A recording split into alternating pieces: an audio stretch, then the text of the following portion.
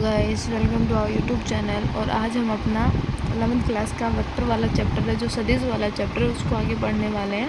उसमें हम सबसे पहले पढ़ने वाले हैं सदिश के नियम। सदिश के नियम में हमारा आता है सबसे पहले सदिश संयोजन का त्रिभुज वाला नियम। सबसे पहले हम त्रिभुज वाला लो पढ़ने वाले हैं। सदिश के लिए हम त्रिभुज वाला लो पढ़ने वाले हैं। तो सब इसको ट्राइंगल लॉ ऑफ वेक्टर भी बोलते हैं।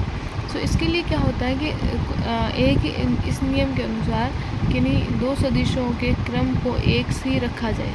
कि कोई भी दो सदिश सेम सीक्वेंस में रखे जाते हैं तो इन दोनों सदिश के विपरीत दिशा में या इन दोनों सदिश को बंद करने वाली भुजा परिणामी सदिश को व्यक्त करती है। कि इन दोनों सदिश से मिलाने वाली जो सदिश होता है वो इनका परिणामी सदिश होता है। जैसे कि यहाँ पे हमने ए बी और बी सी को सेम सीक्वेंस में रखा, तो ए सी यहाँ पे क्या होगा, परिणामी सदिश होगा। Similarly A B and B C यहाँ पे क्या है, परिणाम सीक्वेंस में है, बट ए सी यहाँ पे हमने परिणामी सदिश रखा है। परिणामी सदिश ए सी हमने यहाँ पे रिजल्टेंट वेक्टर रखा है, बट वो क्या है, उल्टा है। सो उसकी कुछ वैल्यूज़ अलग आएगी। सो हम पहले फर्स्ट वाले ट्राइंगल में देखते हैं कि परिणामी सदिश का मतलब क्या होता है।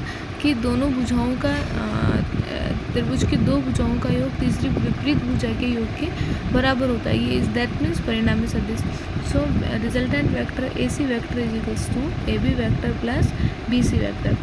है हमने यहाँ पे नाम दे रखा है। A B vector is equals to P vector होता है, B C vector is equals to Q vector होता है, and A C vector is equals to R vector होता है। So here put the value R vector is equals to P vector plus Q vector. Similarly हमने second वाले triangle में देखा कि A C vector is equals to A B vector plus B C vector तो होगा, but here A C vector is equals to minus R vector होगा, because हमने opposite vector resultant vector रखा है, हमने उसको अपोजिट डायरेक्शन के अंदर रखा है। So here direction is more important than A B vector is equals to P vector, B C vector is equals to Q vector. हमने सारी वैल्यूज़ को यहाँ पे रखा। So P vector plus Q vector plus R vector is equals to 0। So इस प्रकार यदि तीनों सदिश एक ही दिशा में हो तो इस स्थिति में तीनों सदिशों का योगफल 0 प्राप्त होता है। कि दैट मीन्स कि यदि कोई भी दो सदिश को सेम सीक्वेंस में रखते हैं तो तीसरा सदिश यदि उसके अपोजिट साइड में होता है तो रिजल्टेंट 0 नहीं मिलता है हमको।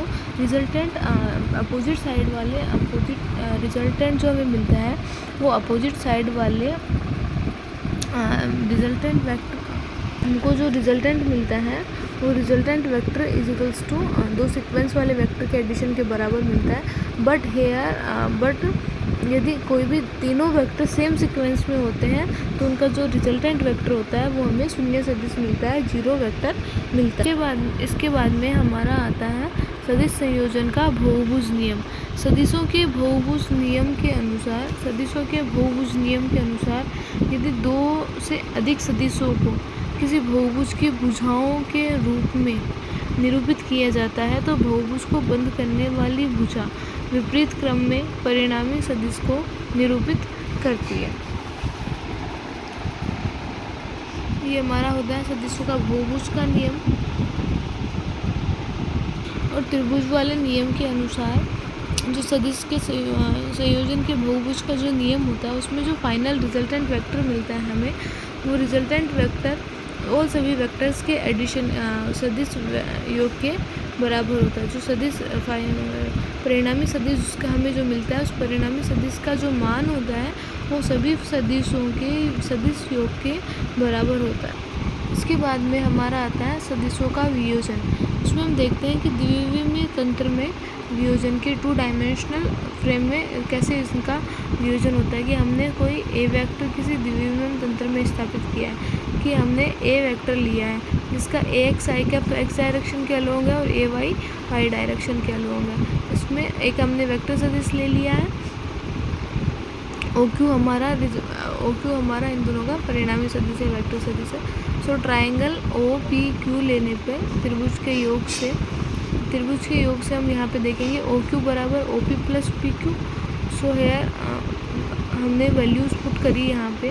ओ क्यू बराबर हमने उसको पी वेक्टर का नाम दिया है, पी क्यू और ओ पी की हमने वैल्यू पुट करी। सो ए वेक्टर बराबर A X I cap plus A Y J cap. Similarly triangle P del P Q लेने पे वही ओ पी क्यू ट्राइंगल में हम यहाँ पे साइन कोस की वैल्यू लेंगे या फिर ए एक्स ए वाई की वैल्यूज़ को पुट कर देंगे। So here A X is equals to A cos theta and A Y is equals to A sine theta. अब सब इक्वेशन 2 व 3 को 2 व 3 का वर्ग स्क्वायर करके हम उनको ऐड करेंगे। So here A X square plus A Y square is equals to A square cos square theta plus A square sine square theta. So A square is equals to A square plus A Y square, या A बराबर A X square plus A Y square का root. ये तो हमारा क्या होता है, द्विविमीय तंत्र के अंदर सदिशों का वियोजन हो गया।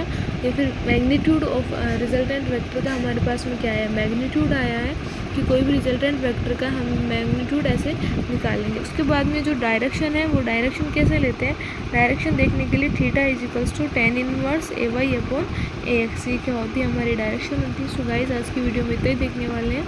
वीडियो पसंद आए तो लाइक शेयर और सब्सक्राइब जरूर करना। आगे का पार्ट नेक्स्ट वाली वीडियो में देखेंगे।